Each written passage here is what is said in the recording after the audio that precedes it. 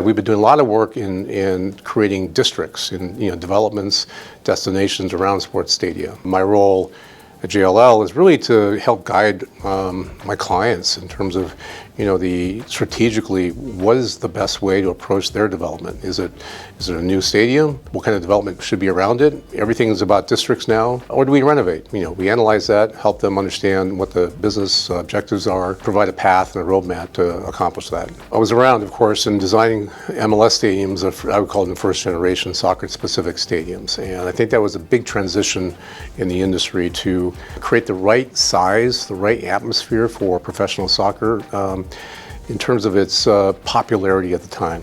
As soccer started growing in this country, it started expanding, the league started expanding. So with the USL, their model evolved not just for it to be soccer specific, they tend to be smaller populations, i.e. smaller capacity stadiums, but that it become really part of districts. So the model that the league was really pushing for was to create these destinations and districts that the soccer fans could be a part of. The reality is, there's fan experience before you get to the match, there's fan experience after.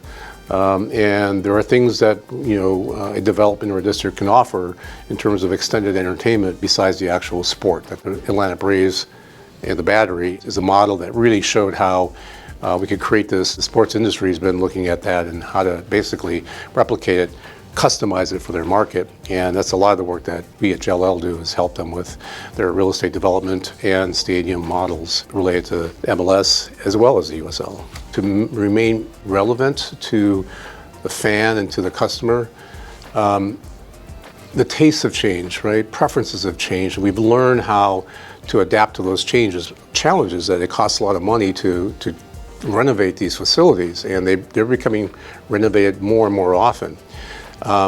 That's a difficult proposition in terms of asking the question about standing the test of time for facilities. I think what we're going to be looking at is to really think about what is the customer going to the facility for. It starts in the street, starts at coming to the to the district or where the event's taking place, and then it goes into the stadium. So think about stadiums and arenas as, let's call it, more porous with the context, so that there's more interrelationship between what happens outside and what happens inside. We've experienced a huge expanse and diversity of different kinds of products within stadiums, right? So that's gone through generational changes in the last 20 years. Let's look at what we do traditionally and make sure that that's truly multi-purpose. Not the event, it's not just the event, right? Really, I guess what we need to think about is the non-avid fan. The reality is that you're there for experience, and we've been talking about this now for a number of years. It's always a competition for attention, for that discretionary time and discretionary dollars.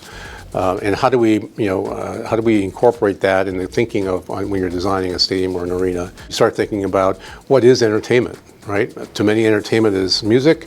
Others, it's watching a basketball game, and yet others, it's being in a casino. It's what occupies your time. If I'm willing to step out of my living room, out of my house, what would I be doing? Just take the most current project I'm working on with Indy 11 in Indianapolis, the USL team. The owner is building a 20,000 seat soccer stadium, major mixed-use development, very ambitious project by any standard. And while real estate development is nothing new, and stadium development is really nothing new, really learning how to create the right formula in the environment, the infrastructure, and the economics to make it happen is very, very tough. And for me, that's a challenge that I've been able to be a part of solving. I spent a lot of time thinking about how do you make these things really work on behalf of the owner? What are the economics behind it? How do we structure it in such a way that's a true partnership between a public entity, the city? Now, I think what's going to be different here is that in this particular case, in a smaller market like Indianapolis, yet with two other major league teams, minor league baseball team, and all the venues around it, is how does it play a part in that? And what I'm learning is to make sure that it wants to be a unique destination, but it also wants to be very connected. And what we're trying to do is not replace anything, but to be additive, accretive to what the market has to offer.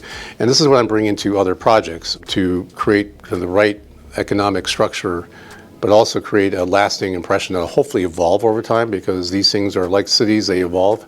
These things will evolve too. So designing it and planning it and building in a way that has chances to evolve.